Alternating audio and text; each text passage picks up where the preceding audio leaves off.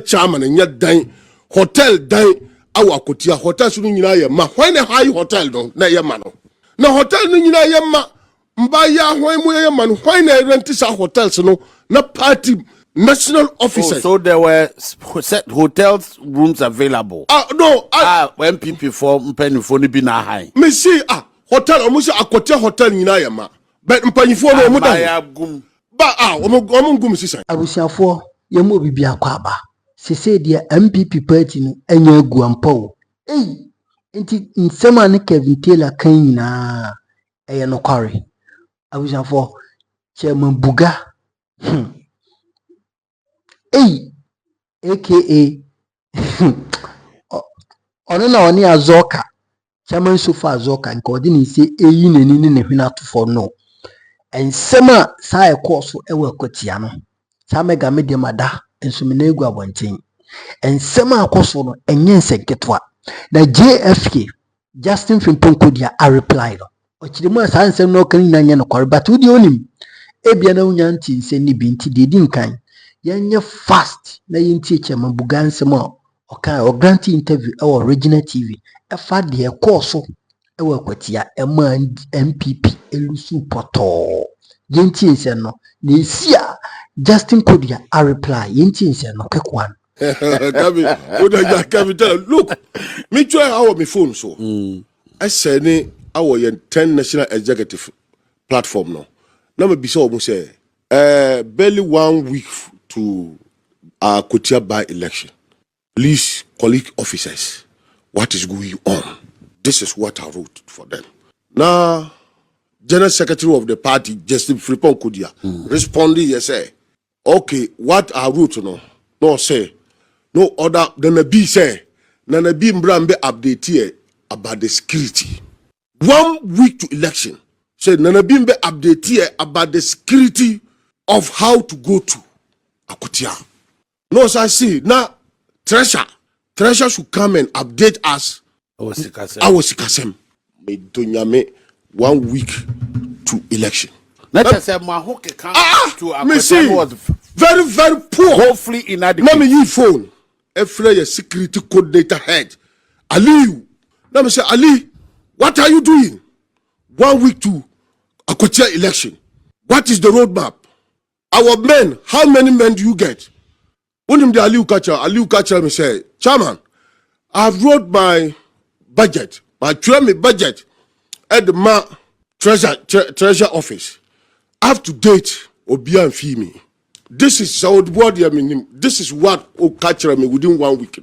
No, beside me say, me Aliu catcher me say, Alazi me kura me nim say, yebe call and I am call.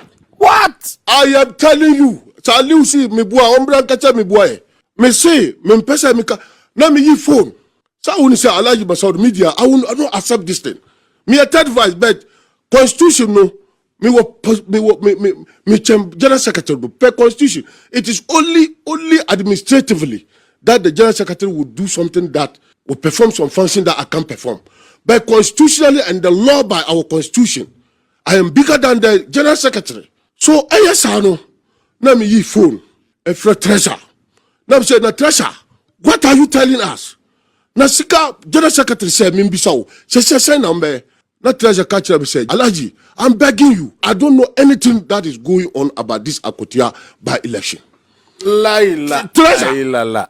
Na me yi phone. Efra bute. Na me say, Chairman, if you people joke with me, I'm telling you, I will destroy all of you. What? You people should update us. What is going on? 1 week to Kodua by election. Bute. When them Bute catcher me donya me catcher dia Bute catcher me. Bute catcher me say Alaji, acting national chairman of the New Patriotic Party. Was say Alaji, I don't know anything about Kodua by election. Oh, NSL kumi. Now me catcher and say, Adan, one Fred General Secretary. No catcher me say, what Fred General Secretary for the past 5 days today. Or Fred General Secretary Mfa. Me say, Tie, this is what the first vice chairman said. That Onu Fred General Secretary 5 times. Let me phone a Fred General Secretary. Now me say General Secretary, yes. The acting national chairman, Bute say he called you 5 times, you didn't pick. What is the problem? ohonom no general secretary me ba na Afenyo market ho na Afenyo market hwe me say ya na Afenyo market say hey Alaji o say na kra wo opposition no dia wo di no pa. This is what Afenyo market told me. I swear to God. Afenyo market say Alaji maya dawo opposition no dia the whole national executive wo na wo di opposition ye pa wo di opposition no pa.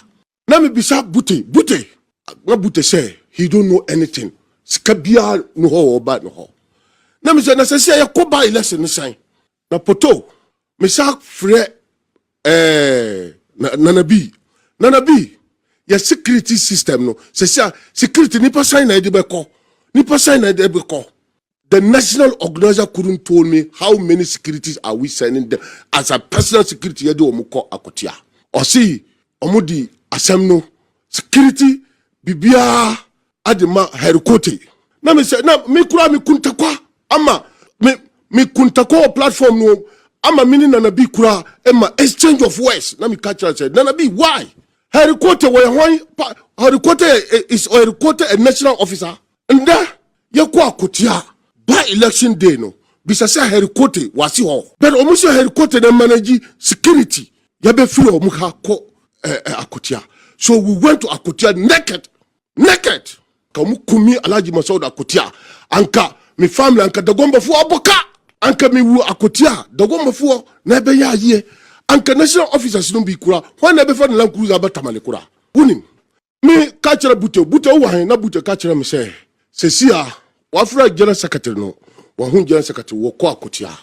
So na me say okay me su me ba adajo. So you didn't even go there as a group. We kwa me see tie bute duru ko akotia no ka kire me say na me ka kire say me ba no o say okay no mo send me location hotel o mo wo o send me location no me free akra kakra cause amasama no na bute frame me say on wa yira fi ne paboa ne nema bi anka odi beba because e better ho be 3-4 days ne yiri edi ba so ada me ntwa no bebi a me wo no na ne yiri no fa nema no mbrame na me fa mbrane no awa akotia na me twa no more than 2 hours na ne yiri no di ne nema ba na me digu mimi car mo mimi Land Cruiser mo eduru mbe mi ba e kwa na me twom ko akotia sa omo duru akotia no osi wo duru akotia wa Fred General Secretary no Jones General Secretary fa so ono no wanya dan kura national chairman nya dan hotel dan awa akotia hotel sunu nyina ye ma when the high hotel no na ye ma no na hotel no nyina ye ma mba ya hwan mu ye ma no when na rent sa hotels no na party national officers. So there were set hotels rooms available. No. NPP for mpanifo ni bi na high. Me see hotel omusi akotia hotel nyina ye ma but mpanifo no mu dan ba omo gum sisan na national chairman kasant me nya hotel by the party na be said na udahin no ka kire me say order adeso na national chairman of the acting national chairman only treasure me call no mu menu da me call no mu say o manya dan ba ko ma me awa adeso before mbe call eduru akotia na me ko hun peace no na ba no mu say dan kura o maji unim me ba ye na me say na treasure say see how na be han dan ma ye ne boys na dia no so onu so onim me na me yi me sika han me dan that day no die akire me ba ye me ba akotia me ntimi nko adasu no na akotia wa yaso operation wo operation no dia operation o mu ya dia operation o wo nim so I say won kasa ya wo operation towards going to the election unim adia san ye no na me ni dan kura bebi ambe dawo akotia me kotina peace no hall 12:30 anajo ekobo 1 na peace no bae. That is the following day to election. Peace no bae say miti akunja no. Na peace say Alhaji adan. Na me cheto me ni dan. O fra treasure say oni hwi. O fra first vice say oni dan. Jan say katusu obia Nana B on organizer. Una nka obe ma obia dan. Organizer o ma ya dan. Peace no asumadu. Anajo no na asumadu ma omo be pepa dan bi. Wasifie no obia ni fie no pepa obia ni dan no dan baby ye internal coalition no sa dan ho dan bi wo ho asumadu ma omo pepa dan no anajo no no mo the student mattress ebra mine Aziz Futa no mo the student mattress ba kuma Aziz Futa na the student mattress ba ko ma me na mo to ho na me da yakura me tina sa edwini sa ma de chinye pato ade chinye na me se dia election na ekoi so esore anapano na bute me fira bute ba only treasure nya na me se treasure na se sia fuel kura ana se sia po man krofosika na se sia ba no when they take care of us you see obi cultural will say yes sorry ye wo unanimous in sheshebi ye hun say na strategy bia ho so asem bebre wo ho omudi agro asem ye be pia ye no enye easy within the party. So how can you go to election like this? Jombo do mun yira wan. Herikote asem ya ha me herikote una wo take security. Omuna say una wo security aspect e be ko. Omuno ya omu IGP say omu mayam share this thing leadership of the party. They took herikote there and leave us national officers no. Herikote no musi on intelligence of what no. The day of Akotia by election, where is Herikote and the boys? Pato. Now amania we na you say you cock winning election, you better than winning election way. Me, I am disciplined person. We are one wo. Bisa me, study committee wo, neck wo, we are one we cast some nebe against party no, mbe tiao because yen yina yeti honom no, party na ema yen yina ye bibi. Why na ye obi abra party ni ho? Party na ye ma kodia. E pointing no be see wo. Enya sa, party na ema na na bi. Obeye this deputy CEO NSS no be board chairman our buffer stocks. Dr. China party no na bibi Akufo-Addo appointing no deputy this ambassador to China. Me gina hodom no party no na nde party no na me Alhaji Masaudu. With that MPP I don't have any life.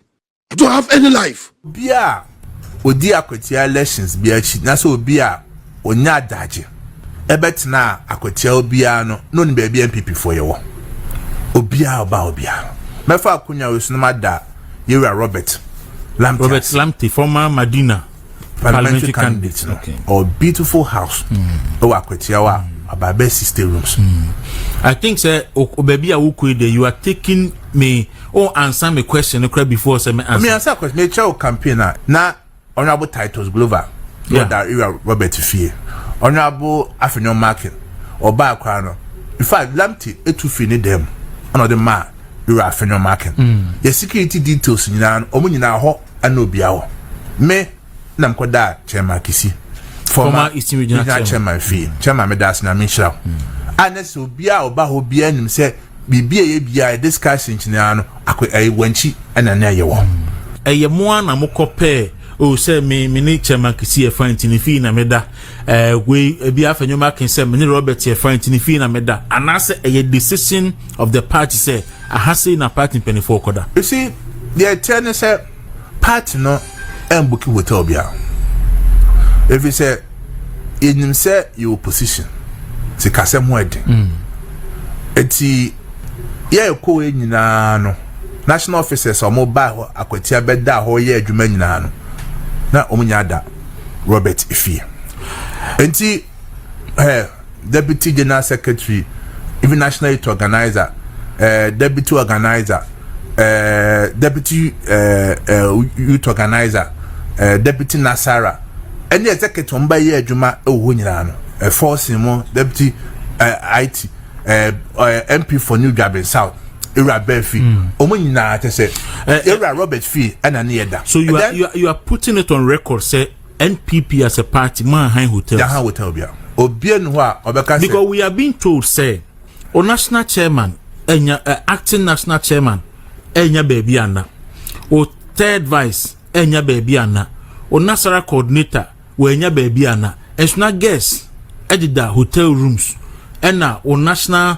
executives enya baby ana ana catcho tape na ekora no ntie o third national vice chairman Maswood chairman Buga wa granted interview original and he saying say more kono you went into the election without any strategy, nobody prepared one I'm sorry no so by obedu ye no unya baby na ti otihwa be 12 ene ye ka che ne se omra ye kopepa dan bi mu ene ye man the student mattress baako ene ye ma Aziz Futa so baako eno mo ko dan to bi mu ne ade but now guess at the hotel rooms dero meso hwe part no ye use so ye penia aso de kese pa etos ana it's rather unfortunate say third vice chairman to see kwano in team etu kwanto abe acting second vice chairman BBC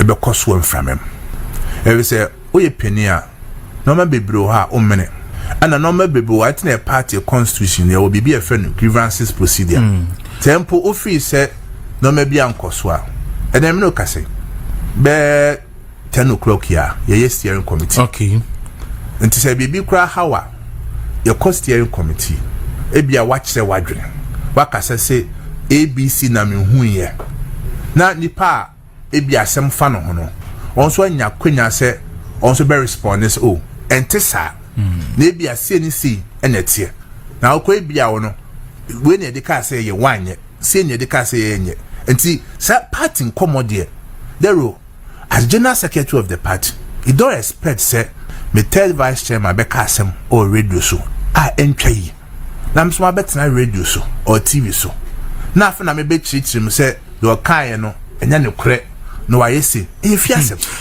general me to asem but in somebody be ho no mo a see wa abontin say yes say kura say yes wo ni o acting national chairman mon kasa because all back with you know frɛ one fa or throw bear 5 times one fa or buy ye ubisa in fact you see and then no because na wo ba hanti me say me mbo me sama say ubusa so but I can tell you on authority say bibia no e say me acting chairman or frame me 5 times a month enya no kure chairman we to throw 5 times but and that radio show and I'm a bit treating so we kasi but I can tell you say there's no way chairman we to be frame 5 times a manfa no enya hana meka wasem response bia ni bibia wo bia no party penny for ko share steering committee a ena meka nsem meka wo because it's not proper there were metie office general secretary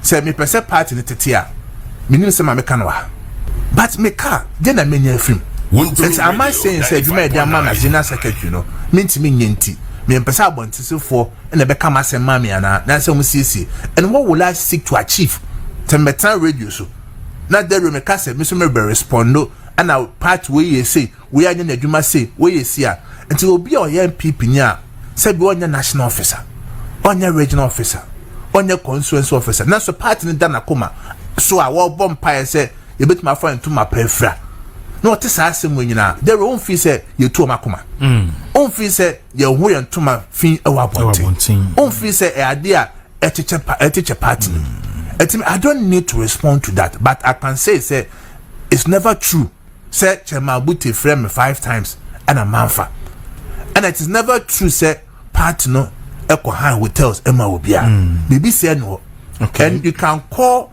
constituency chairman or with my friend regional chairman or with my friend party for TikTokers are move there my party this guy fancy comedy mo ba ko am kwachi people mamone omo ko ho nyina no omo nyina ba wanchi and obi obeye adwuma bia obi na se bia o ba ko no wonim se NPP nya wanchi na ye wo so it's never true it me show agency okay na e question because me can be one same baby that what can say some do bet me I can me answer say yes mo ko no kraman prepare because for a party to lose 3 elections on the rules so we lose the main election we lose Ablekumanov who said Ablekumanov became an issue in terms of security what's na ko hire some kokra man prepare security for ibisa na be security and all that you see the message your party chitafo omo ne hia me enye sabi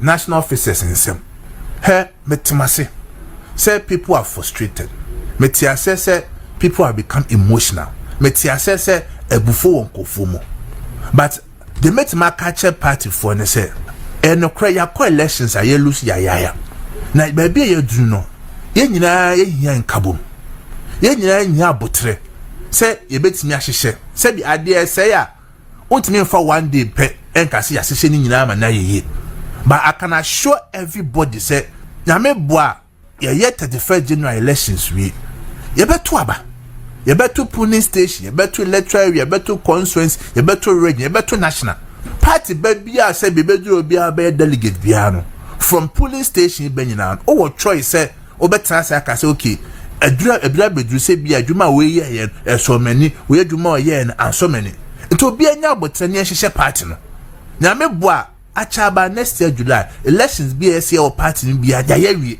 nti obi anya abotre se wo hu MPP fo suban se wo hu MPP fo suban yeti anom ne ye ka minim sa ya dodo na mo hwe ya modwen se bia ye hu ye mo hi mega me wura media we mu no me ko 10 years go and calculate from 2017 and I'm sure yes me follow politics 2017 before class me benya me platform on YouTube ano yenim de kan MPP guba and MPP ade ekoso no but the can say omo executives no from the top hierarchy ABC down there omo nyomu na dia party no emfa no ntoma pamfrada I'm telling you me na make a chew ya kan ya na monti ase modwen se ye platform ni sha mega me camera ni mu nyefe mata ade etan me kasa anyhow abusia ye kan kware yenti Hussein Ibrahim how was ya floor MPP communicator bi ye bedi kenti Hussein ye wia na ye MPP communicator no so nsemo de tuga na what the difference no a wide difference in fact a wide difference yenti se ni be ko be beto so at take status o kasa no me mo nso so papa nanim if you frat no air conditions one so they say but the way I was say you know kasa o yes ni pa na meta hu se sa bi to no pa ya na ne mo maso atin fifre po yando yes by na take amu I was say adwuma de adwuma na din say ya say ya na deko because if fret na omo anka chifa na say omo bi omo fama na omo momre ni tissue because the way I say ka say I say e first say I say before ya chi no Pentecost sorry dem you know all ka say na me church eniema bi me pese me nya abotre na me magana fo nyina hu nipa ban teku ene na ban esetie number 1 take kwatra hanim say say ogbo so mako 4 times was here John Dramani Mahama Ghana 4 emano over 1 million vote difference 2016 me pa chosa what is okasasem also over 1 million vote difference minim baby okoye na research free awoka over 1 million vote difference enti Mr. me person ka ofa ofon no calculate for calculator na Mr. me yeah you can short calculator calculator na me boy mo right 47 million 132,000 and 77 number we 32 no 4 million yeah 4 million 713,277 okay net free we 5 million 716,000 and 26 and 26 yes okay so you have 1,02,749 votes. good only maybe as figures we free MPP for chunk figures me shadana me boy no chiro enti di we say omo figures omo na ye den eyeye ti mi we na me fast na me call fast check o say fast check so dey and the boy wa ha eni fast check ni me baby am tumra ana pese me che bi esi wo eni easy dey ni good ti asemi wo ka wa hanim say in conclusion therefore claims suggested that John Mahama lost the 2016 election by 1 million are false.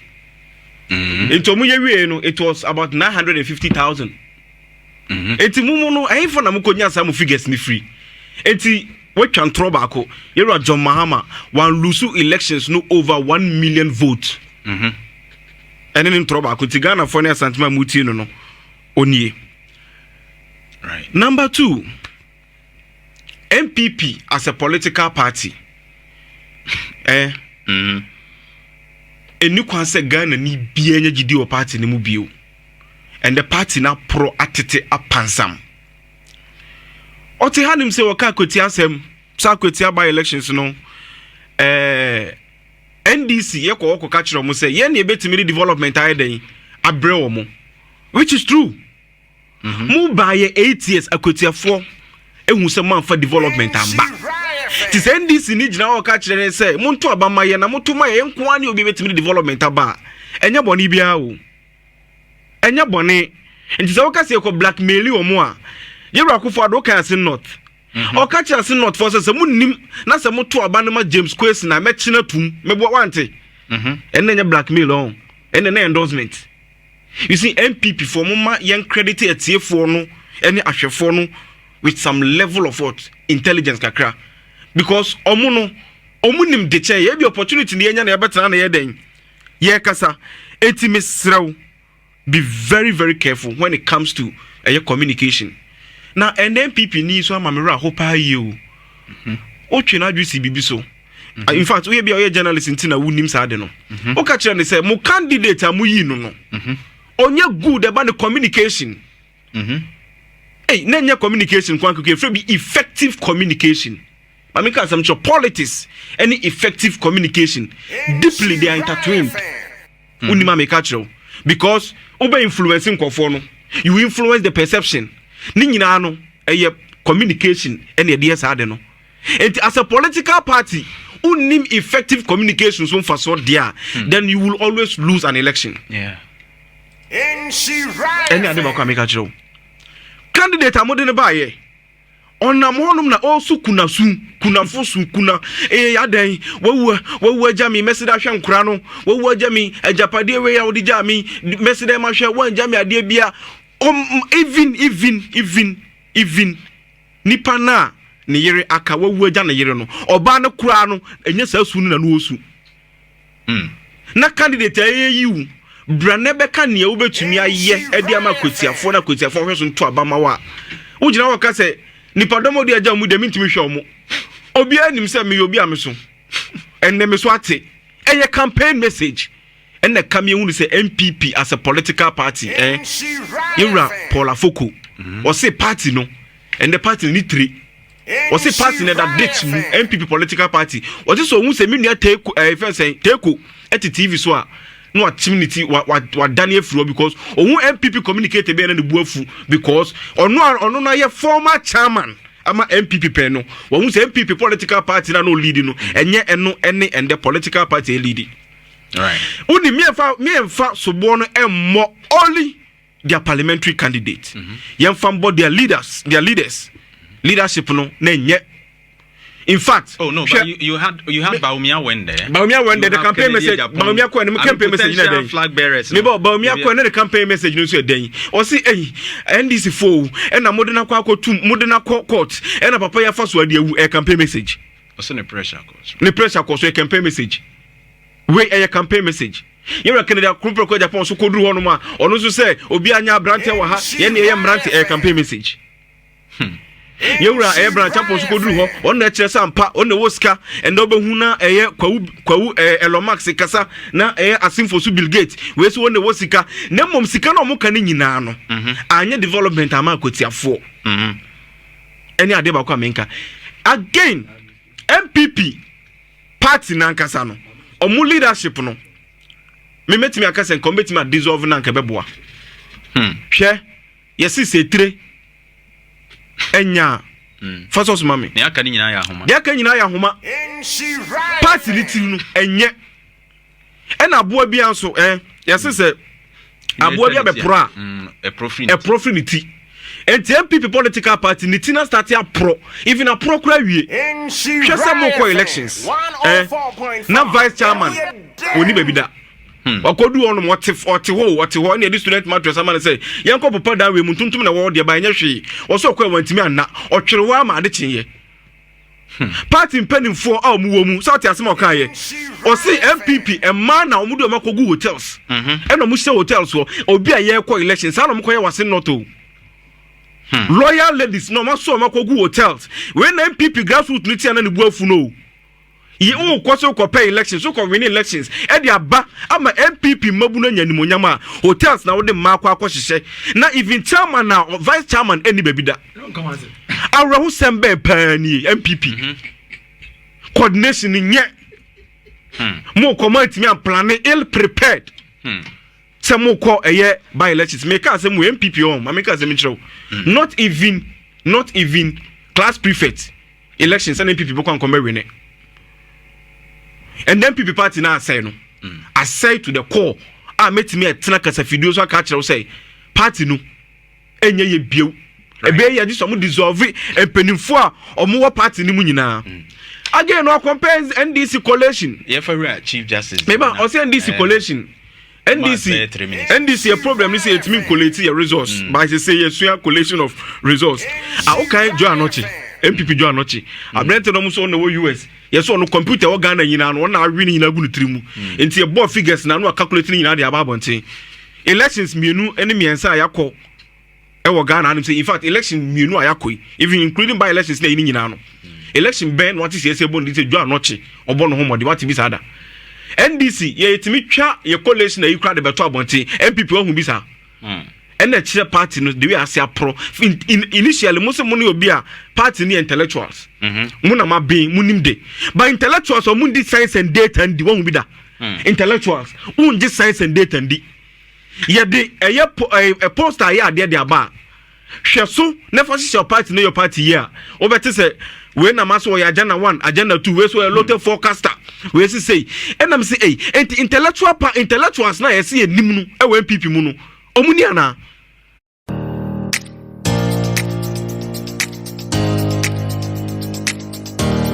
MPP party ni betime agina bio. In fact, by elections being honum since 1992. Aye peaceful. Eche by elections aye ko ye. Yampa obi ani. Yahu se moja enwunu obi a. Enti yemfa abasobode embo IGP. Right. In fact, though any maybe onuma yegusu kase onye nembo na security system ni de SCPC ta. But by elections under MPP de ni ehunu enye nde by elections aye dey yehui enti yembo na baso. Okay. I can't just a minute. Okay. Me ko Chief Justice de no so no. Quickly me hu say na wo kan assembly say. Oh okay. Mejene super. You see, na mo kan de bi mo see Chief Justice no tu kwan a obetumi de obi aka no ho de na call na waje 5% the travel policy. The travel policy. I have the travel policy here. We personal travels by the Chief Justice. To no say or say where the Chief Justice embarks on a personal or private foreign travel, he or she shall shall be accompanied by the security alone.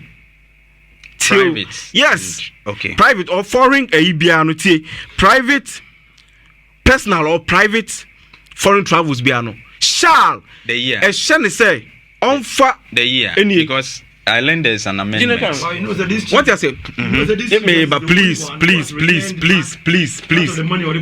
Oh, that you me try there. Enti oh ko baby. Yanka say me to kwan. But oh kwa. You say for security because who can say security reasons in tea. Or no get security reasons in tea. And ampa yamma say for security alone for na kan ho na ene nya de nko. Na wo de ne ko no security na ampa aban betu apedi am ne de ama no and aban aka. But baby enu a chese wo ko eye o private and say personal travels are fa oba o mama mienu okunu ka ho na twa business class ti o business class mo nyina. In fact high court judge kramponi so o tu kwan a for we na onfa eye economy and enfa nko but who the business class at the Ghana sika over 2.6 billion Ghana cedis titis no e dey twa business class flight e dey amount ma ene ukunu ama mu dey tu kwan omutu kwan a per diem adeche a araba ne baba ko say bia nu araba beje wo de dollars je no aje ya araba beje no aje we beje no aje sika poly over $30,000 per diem, right? na ye kasa asem wo ya take wo te hanim say e support side we say me da se we say dey me yakra ne say onu kran foreign travel so Mr. Take please o kasa catch me manu besi o te hanim say as even communicator kra for your party no say o ba TV so kra na ebi mu su so mu nya sika ndo ko TV so na wo defend sa ade amami we aye all right be very careful me da se we say Ibrahim and I would say Nenkano. Baby, I way NDC for hoping. In 2016, the new Patriotic Party winning with a gap of unprecedented 1 million. The NDC came out. We all saw them. The party in Toba, to the extent that the national chairman, who is now being hailed, as you say, well, more NDC Muda. The national chairman on the chair is or Mudi Banchi. Case no call Supreme Court. Okay, 2020. 2020. Johnson is said Ketia, and never bear chairman. Among for sort of chief strategist near the end. In 2020, a brother NDC lose power. Omukachem Ranches of Muntinsim Montane. And you the den sign your man, sell my yoma. A bro mu demonstration who do Kromana. A tree. Yet you told them to demonstrate. Now one would know me. Now me oh mimi no credit yes the fact to me allegations where didn't you see them call them out to the street to demonstrate. That's to say omonko sem when you lose elections and you tell people to go out there to the electoral commission, what are you telling them to go and do? Omonko to abana some kwa kwede omutisi montine omo blocking innocent people like us who are going to work and himself minus any security kwa eduma omo block kwan to abobo police for ne asoja for ne yeso mo mobile no e di no mo ye no mo se anyoma ntimi enchire ma se dun kete ya o ye kana se mi ya ne o win elections am for 10 no in 2020 there is a video me so wo ka bomo me come be pa wo say e bre omo di omo case ko ma cha chikata say won ko defend mo omo e wo Supreme Court no o ka cho mo say mu so mo nyimo bank account case because case we am dey ba no yeli ko Supreme Court wa enya de beji atum enso na NDC led by John Dramani Mahama aka che wiase mansanya se 2020 elections omu wini ye enti NDC dio ehunu ye enye won where we are now in 2017 they found themselves in the same place. When you lose elections at this state sebi wochita afo no omoto ba omontiase enyomo bebre worma ntiase be mo enye yi enti no it is nothing new. But the Bekacha party for say a chance we muye esna bebu nyina de na ebre ene bechere e janso na bechere banchia enye na yen kan kire nkofo yen kwa ketia de dikan na menwe ka say na wo video bi say yakofo obi a ne kasa ye ne ade Ghana ha enyama mpanyini bi a ne fe John Dramani Mahama ne first time a good orator, but in his first time before say na all kono na Ghana fo nyina so we incompetent na kasa de kasa won kasa obetima kasa pa yambo abubu obeto abubu pa but in 4 years time a year to abetia no over 1 million votes no Ghana fo nyina echichiri abanchai obia say papa yi ne modembo e wo form emie to abetia no over 1 million votes. The same John Dramani Mahama never winning over 1.7 million. Yeah, to Abatiano over 1 million was one suya de Nakami Nyon. Nakami Nim said Mampenino so bit me ba. Markins says we're born to Uncle Media. He is on record to have done that. And Jabase, Mamumia and Kasan Kobu or Masebi politics and as office holding no Ebia Casa and we didn't. But so they do my pa sending son. You go to your uncle for Bebria. No money, dear pa. But so one cabro for pa or bebre, and I'm sure say any of us I would them animal. You encounter such people who are very brilliant, but were not good orators. And you'll be in your Piazon Casa said you'll be able to tell more. And money because in your man penny be an Casa. Now 4 years Ghana for your casa and wabon, and me man coyer media and Nawaba. Ebium Yemia Solomon Sumadu. The campaign he ran, he did his best. By best party for baby, I thought you only a day and him say. Say you to about mama mpanyini bia NDC kwa kotia the campaign they were doing na nya de ombetimi ayo na so omu ka kire omu manfo say ye na ye papa wa ban mu ye na ye papa hene ba ne de papa ti ase omu ne wa ban mu say mo anto aba mo omu a omu ba development aye na across Ghana no nya de amumbenya mo national cake mbonya part of it. That was their campaign. They told them say if you don't vote for us yeni aba omutuma bedi akubedua enu obeti aba ne papa wa ba jim puntuduma dia mom. So the NDC went to Akotia by election to blackmail the people and tell them man to about my year development na mo pemunya. That is how come they won Akotia. Akotia will remain blue in any general elections. Akotia will remain blue in any general election. But our propaganda you but if you only chrome animal, me example. You will chrome her with a scenario I will use on the fact that development.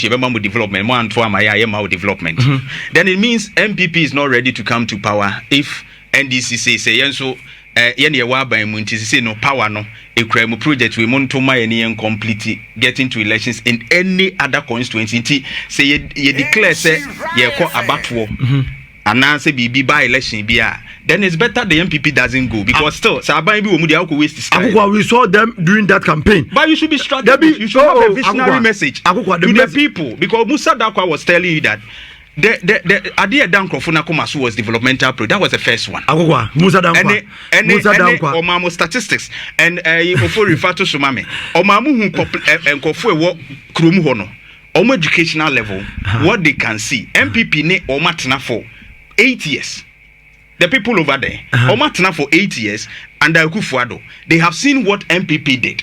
It is NKBia, Muye, Bibima, Womwa, and come to me a Jinasu the campaign. It's because you disappointed the people. Over refer to Sumame. Percentage of Nipa Ewo Akwetiano. Womuya MPP related. Affiliated to MPP no. One more door so cry chain NDC. In fact, per statistics, over 51%. And that's no. Aligned to MPP, and then 44% aligned to NDC. We have floating 3%. Or more a declare, you know. And then other parties 2%, not disclosed. Or more the one because we party we will win. 1%. So the 1%, 2%, 3% in NDC for one. They are only going to get about 50%. Still now, Mukrano ahead. And so I don't understand why you justify it say Moamon Crofoni be and per the exit polls are eba any other polls are why your nature say 16% of Omomotuma and Escumino they voted against your party. And if you're saying that because of your message you couldn't get a message that transcends to the people, that resonates with the people, and then going for sympathy vote, someone over the campaign, it's more or less like courting sympathy and even showing say a human somehow. These things are not supposed to be said on campaign platforms. These are the things we are talking about a party member. Our training MPR, he's no emotionally broken. Who is a candidate? That can be understandable. But the year can say on any day, Akotia is blue, Akotia is MPP. But which how NDC went into this campaign? I disagree. Now you have a NDC winning. It's not we are politicians, and I know why do you think say NDC will go into an election like this with a message say na someone to my development projects you are not likely to get because the project that is the campaign they were doing and they were on tape. The chairman of the NDC was on car saying say Mutu Abama Bedia Kubedua and a Mubenya project and this is a blackmail by a government that is supposed to be neutral when you are selected as a government. But we had a government going to an election saying says development said the workers say the research says that development they went there doing propaganda saying say Mutu Abama Bedia Kubedua on the Papaya president or the Betima Beji Bibu man penino no Kuma NDC in 2000 was it 2008 or 2012 when they had won the parliamentary majority went ahead for the rerun this thing the runoff saying that yeni majority in parliament it's more to about my the country cannot hold. And in Africa here, that's how politics goes. And whoever has majority in parliament, the presidential candidate can even go for the runoff and say, "Me parliament, move forward, and so preku." And the people will listen and do that. It means MPP ni biano watoba. MPP ni biano, and you man for can montre and in some bebree said party go and yes sanity. And your challenge I face is a your vote near no bebree aba from. A party ni ba betanse. Near Baba to Nyoma Bebre, near elections are hold on near there. Near Trafia, Urafi. And no baby say In 2016, and no man say number to in 2017, what NDC lost power? One of their major challenges, almost always going into 2020 elections and 2024 elections, was their coalition. Your Chromanomo. They couldn't even collect their results in this country. That was their major challenge, and they went there to fix it. And then NDC, to about record time, said the MPP coalition. So what's your challenge now? Your challenge, and you want to be one man meeting with Mountain Cast, a communication team member, and send me one man. I might be privy to certain things, but I'll not be able to say it. Now, so the challenge of the MPP now, if I ask you 2 challenges, you feel that it should be fixed. There are 2 challenges. One of the challenges we have to fix is to make sure our grassroots have hope that the MPP, by telling our story very well, say MPP ni party about Bemwa. Yenye social democratic party, but the social projects that we do in this country far outweighs the social democratic NDC, and they are aware of that. And the Akwetia even shows that your people blackmail because the 51% who are affiliated the government blackmail the people for you. I know the government blackmail the people. We know it's on record. A certain Ketel was seen everywhere. Their candidate, everybody was saying that Minama buying wa bem. So what to about Mamia Unya projects and Yin says hard it works. And party Nibia Abamumu Ebium Yambra as Antimemoramo. If you could tell us Antimemoramo, let me say Ashanti Regional Minister and I expect projects near there. Nameka say, Yevesreno. Yeah, they can say on free TikTok. Baby, I will bog a man at the yeah, because one free no be yaduma. But so be yaduma so in special the projects. So when we are projects, how do I year or as antimem harm? When we are saying, no, we are in fear now when you maybe are. And don't require Bafaswa or monitor all the projects, get the information, and move ahead. And yes, I know ye. Naming about 10 more because of Kukum Bridge. The monitoring so shasi. Oh, buy a credit. Me say, I go Kukum Bridge. I'm not saying it should not be fixed. But I say, bridge I hear the Americans projects are Chromano for 8 years. I'm being with projects now. No, but be a critical. Critical. We fix a critical bridge agency. Me say, we fix a bridge. At the bridge, you know the cities, the towns and villages beyond at the bridge. We fix at the bridge. The budget already at the bridge. You know, which about 20 years, a bit more fix it. That bridge that they are making noise about. And tomorrow yesterday, MPP Babemu, you fix it bridge. I'm bringing one bridge at the bridge, the magnitude of at the bridge, and it's a Kukum bridge. You know, which of them? Nimi and Nudian are very critical. I'm not saying that the Kukum Bridge is not critical because it serves a particular group of people. But look at Atafa Bridge. No, so to Numra, no funny Pekuni Patambia, no, so to one of them by the case in Corona watch only Nano. They have to stay at Bantama or wait for about 2 or 3 hours. Because then, so a fuck one and this about Memonas Bridge anymore. Were they able to fix it? And then go and see the road. Go and see the roads around Atafa and all the surrounding areas around Bantama. It's my phone because they answer MPP Baba as Abemuno. Yam fix it in any way. To see how come because I end this stronghold, a regiment and this stronghold. I didn't have a to see because I end this stronghold in this country. I didn't have a this is a region in your own beat him. Mr. Region Banner, Region Bain, and the end is for stronghold. Nagana, now is a baby. I will head my green. You will chroma book of me. Say, catch you in your woo, but your cousin end is stronghold. No crobe regiment yaka. Northern region. And you didn't know Muyano. They are stronghold now for the voter region, the votes that NDC got in the Ashanti region. It's more than the votes are okay voter region in Abomwa. No, population.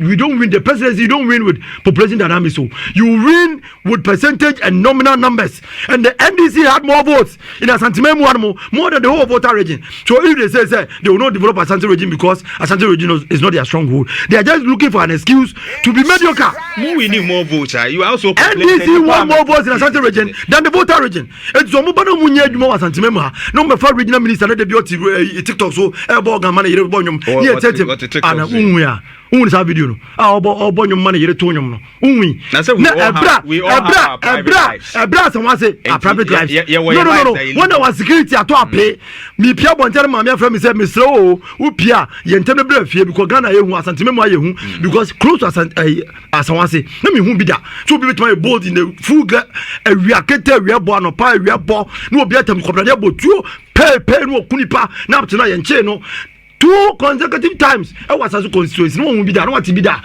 and the NDC because security ato appear be bian kosuntino and the Ghana yato it is a regional minister to TikTok no to nyum man yere bonyum a ne atiem ka say brother boy ho ban a ye dis ye case won sorry free TikTok no mbra be ya adwuma mayen no so was the commissioner of hospital commission say we are there ya mamika say Kumawu hospital ni enwie yo. But it was commissioned and we sent in doctors to start working. Bra mu ya adwuma nyina no na ye eguso ye hospital no kopem say eduru ye. The man from cancer as if say we could not have operationalized the regional hospital. And ya ndisi for propaganda mu ye no mu ba ye no a o mu to so bibia ye commissioning no. And o mu imagine so they will put that hospital to use her. Kebesin ne anka that regional hospital is serving the people but 7 months matam wo mo hodmofu matam kamera ka kotwa. Chief Justice former now Adibako Areho so we remove a whole Chief Justice they said they will remove a branch executive of the NDC in the constituency Areho right Areho okromanum must the stated misbehavior e kromanu mo yakase misbehavior ni adia na me nim the Chief Justice or accountant and a finance officer or judicial service one more so but the omo kan nyomo omo ye no so we remove a whole Chief Justice so we ye ya enye mwa because John Normani Mahame mmiri bi okan o see the hands of you just boni pen dimbonia no wanya opportunity we remove no and I'm saying to the judiciary say the Yura John ayi yes we was so twa ne tia dia kan nyina adane den ahoma CJ Judicial Council in fact he has a bone to pick with the judiciary.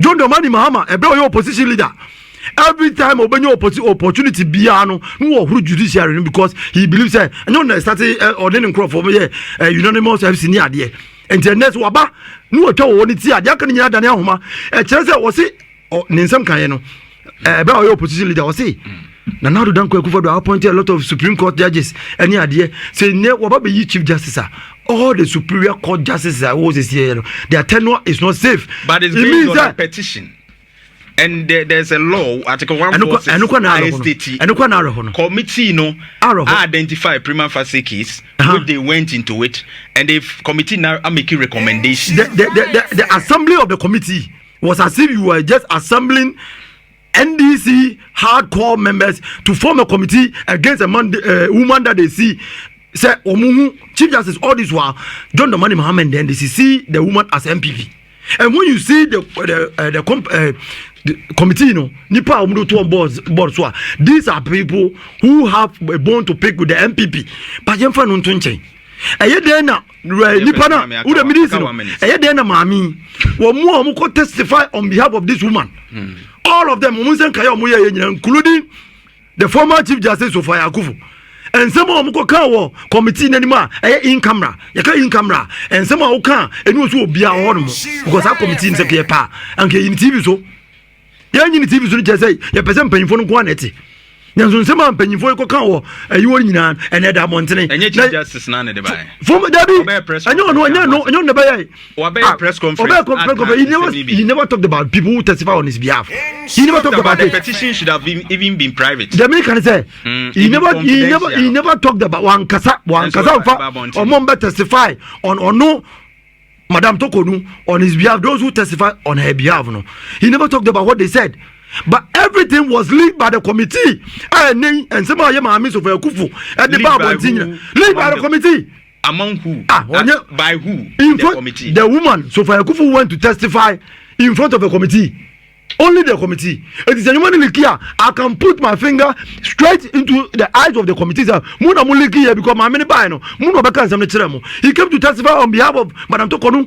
Nene, Ninsamo Baka in Nada Montina. Muna Mera Muna Moye. Muna moyeye enti edena Ebesi there, who testify? Who testify on behalf of the petitioner? As of now, the petitioners we don't even know.